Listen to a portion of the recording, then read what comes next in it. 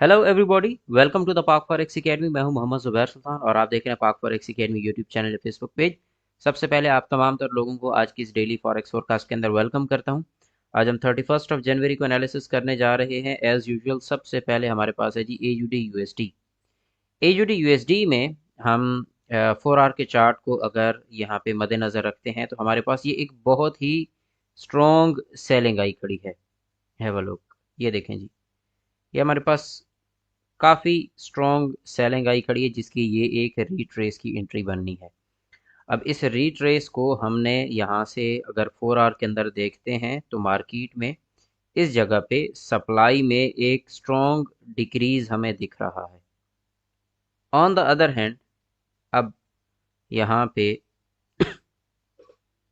Market structurally क्या कर रही है। H4 में मार्केट का ये लास्ट स्ट्रक्चर था और मार्केट ने फॉर द फर्स्ट टाइम इसको ब्रेक किया है। तो जाहिर है इसके ब्रेक के बाद मार्केट ने एक सेल साइड मूव देना था और ये मार्केट ने यहाँ पे सेल साइड मूव दी है। अब मार्केट यहाँ से थोड़ा सा नीचे आके इस लिक्विडिटी को क्लियर करके यहाँ से दोबारा अपसाइड जाना शुरू करेगी। यानी कि आज के दिन में अगर हम H1 में आना चाहते हैं तो H1 में हमें यहाँ पे एक लिक्विडिटी क्लियर मिलना चाहिए और उस पर्पज़ के लिए हम यहाँ पे ये हमारे पास लोअर लो लगा है। ये देखें, मैं इस ड्राइंग को डिलीट कर रहा हूँ। ये हमारे पास लगा है जी लोअर लो। ये देखें, मगर इस लो के लगने के बाद यहाँ देखें, यहाँ पे कंपैरेटिवली सप्लाई उतनी नहीं है जितनी होनी चाहिए थी। तो मार्केट यहाँ से उठ गई है ये लिक्विडिटी उड़ा के। अब मार्केट का पर्पस यहाँ से थोड़ा सा मज़ीद अप जाके हो सकता है इस एरिया की लिक्विडिटी क्लियर करके फिर फर्दर अप डायरेक्शन को मूव करे। तो इसीलिए AUD USD के अंदर अगर आप देखेंगे तो वक्ती तौर पे आपको कुछ देर में बुलिश दिखेगी मार्केट और फिर बेरिश से बुलिश दोबारा अपना सफ़र कंटिन्यू करेगी और यही मैनिपुलेशन होती है अगर आप इस फोरकास्ट में की गई बात को समझ जाएं तो। नेक्स्ट हमारे पास है जी GBP USD। GBP USD को अगर मैं देखता हूँ तो ये एक कंसोलिडेशन रेंज के अंदर आ चुका है, कंसोलिडेट कर चुका है वक्ती तौर पे। तो हमें इसको 4 आवर में देखना पड़ेगा पहले। और अगर हम इसको 4 आवर में देखते हैं तो 4 आवर में हमारे पास यहाँ पे सबसे पहले ये सेलिंग है और इस सेलिंग का ये एक रिट्रेस एंट्री का एरिया है और मार्केट यहाँ से वक्ती तौर पे सेल बैठा के अपसाइड से लिक्विडिटी और फिर ये सेल।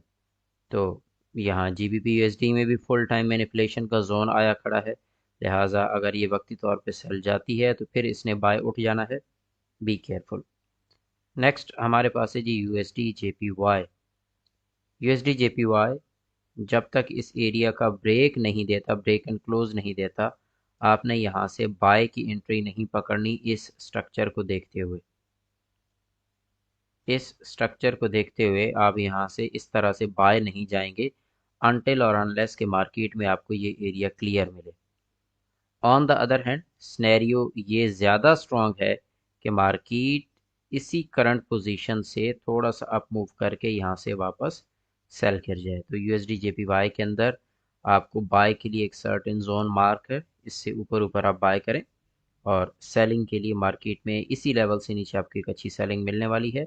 द रीज़न इज़ कि यहाँ पे इंक्रीजिंग सप्लाई है। अब हमें शॉर्टर टाइम फ्रेम में लाइक H1 या M15 के अंदर यहाँ पे डिक्रीजिंग डिमांड के साथ मार्केट जैसे ही कोई लो ब्रेक करेगी तो हम USD JPY में सेल साइड पे शिफ्ट हो जाएंगे। नेक्स्ट हमारे पास है जी USD CAD।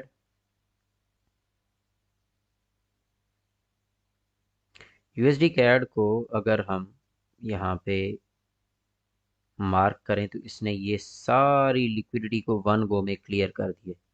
अब अपसाइड पे लिक्विडिटी क्लियर करने के बाद मेरे पास ये एक सिंपल सा एरिया है। इसके ब्रेकआउट के बाद मैं यहाँ से क्या हूँ, सेलर।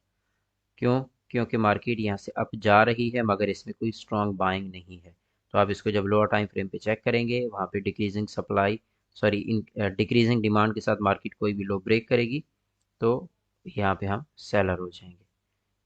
नेक्स्ट हमारे पास है जी XAU USD। XAU/USD जी इस वक्त कंसोलिडेट कर गया है और ओवरऑल अगर इसका स्नैरियो देखें तो अप साइड पे इसका आपके पास टारगेट बन रहा है अप्रॉक्सीमेट 28 या 25 के आसपास का। आपको 25 से 30 की रेंज के अंदर मार्केट अप साइड पे टारगेट करती दिख सकती है।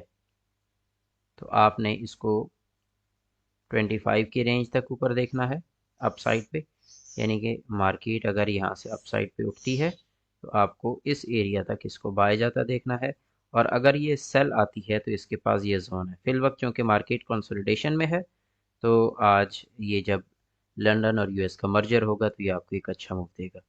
इंशाल्लाह नेक्स्ट एनालिसिस में मुलाकात होगी। अपना ख्याल रखिएगा। Take care. अल्लाह हाफिज़।